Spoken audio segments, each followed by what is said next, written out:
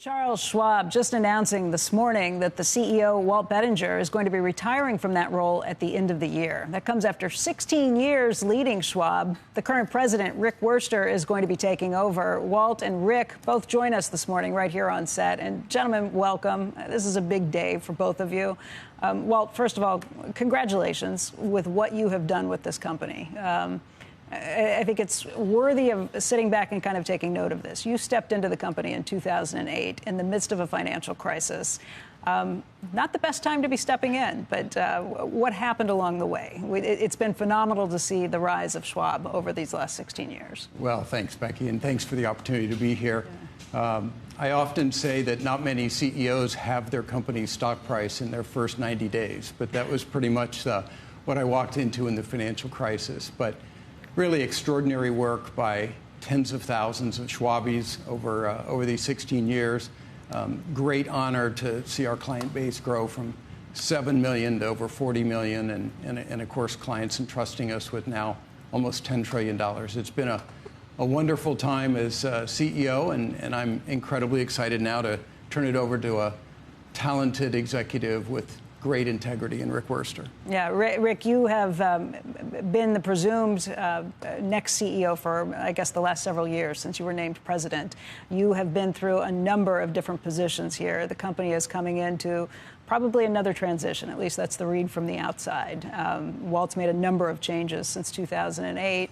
What do you see the next transition for the company being?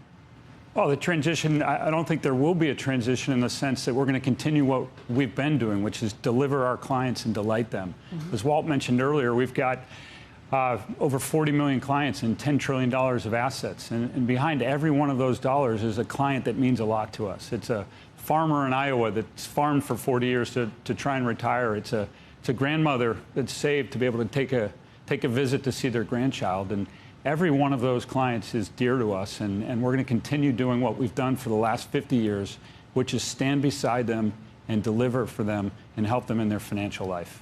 I should run through that, Walt, just in terms of almost $10 trillion in assets under management at this point. That comes from $1 trillion when you stepped in 2008. 43 million clients. That comes from 9 million clients. A huge buildup in terms of building out the brokerage. Already the biggest publicly traded brokerages. You're now the 12th largest bank. And you are somebody who was an entrepreneur before this happened. At 22, you started your own retirement firm, a Hampton company, and that was something that Charles Schwab really loved, your entrepreneurial spirit. You're not even 65 yet. Why are you retiring now? Well, I think it's a combination of personal and professional issues. So I'd always targeted 2025 as a time to retire. I'll be turning 65. My wife and I's youngest daughter, our fifth child, just went off to college 6 weeks ago, so we're empty nesters, so that seems like a new chapter. From a professional side, we wrapped up the integration of Ameritrade early this past summer, and it was really important to me to be here through that integration, to see that through, from negotiating the deal, working it to approval with regulators, and then through the very successful integration.